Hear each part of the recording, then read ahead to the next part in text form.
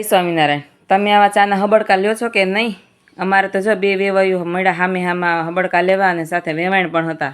તો આ બધાય ચાના હબડકા લેતા હતા ને અમે ખાધા હતા 9 વાગે ખમણ। તો પછી એમ હતું નહીં તો મેં કીધું લાવ ભાઈ હું પોતા મારી દઉં।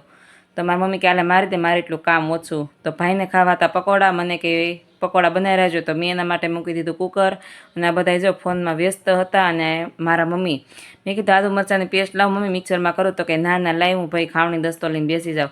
તો અટાણે ટેકનોલોજી કેટલી આવી ગઈ છે તો મારી મમ્મી છે ને હજી ખાવણી દસ્તોલીમાં જ પડી છે। મેં કીધું ચાલે ચાલો તમને જેમ મજા આવે એમ। પછી મારા બફાઈ ગયા હતા બટેકા, હું ને મારી યાત્રી નખરા કરતું બટેકા ફોલી નાખ્યા, કારણ કે ગરમ હતા એટલે નખરા નહોતા કરવા તો પણ નખરા થઈ જતા હતા મારાથી।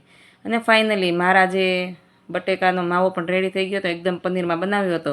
પનીરવાળું તો અમે કોઈથી જોયું નહોતા, પહેલ છે અમે ચીઝ પનીર ઓછું ખાઈ, પણ આજકાલ પનીરવાળા ખાધા તો આવી મજા આવે મારી હાળી। પછી પનીરવાળો મસાલો બનાવી નાખ્યો અને પછી ફાઇનલી ભરી દીધા। અને આ છે બેટર, અમે ઢોસાનું બેટર પણ જો આવું જ રાખી છે એકદમ લાઇટલી। તો પછી અમે એને બોળી અને નવરાઈ નાખ્યું ચણાના લોટમાં, જેથી કરીને ધોળું થઈ જાય ને। ભાઈ ના ભાઈ એવું કાંઈ હોય નહીં। તો મેં બેટરનું કોટિંગ કરી લીધું પકોડાની અંદર અને નાખી દીધું તળવા। તો એ મારું હાળું પણ જોતો ખરા મેળું ડાન્સ કરવા। તો ડાન્સ કર્યું તો મારા મમ્મીને તો ન ગમ્યું, મને કે આમ પકોડા તળાય ગૌઠી થઈ આવડે કે નહીં? મેં કીધું મને તો આવડે એવું કર્યું। તો કે લાય હું તળું।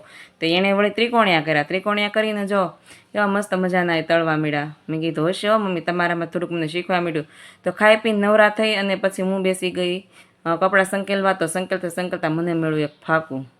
તો મેં કીધું મમ્મી બા આ જ કપડાં પહેરી કે આ કપડાં બહુ ગમે। પછી મેં આખો હાડલો ફાડી નાખ્યો અને ગોદડાનો વેત ન રહેવા દીધો ગોદડામાં નાખવા માટે। બા સવારે જાગશે ને તો એને સરપ્રાઈઝ મળશે, એને સરપ્રાઈઝ મળે તો હું ખુશ થઈ જાય। અને બધાને ચડી ગયા હતા પકોડા, જો બધા લેટી ગયા। અને પછી ચાના હબડકા લઈને ફરીથી રેસ્ટોરન્ટ જવા માટે મેં રેડી હતા। અને આ મારે લઈ જવાનો હતો તવો, તો મારે એકદમ જતો તો કાટી ગયેલો તવો, જેથી કરીને બનાવવામાં મજા આવે અને ફટાફટ એમાં પેપર છે ઉથલે છે।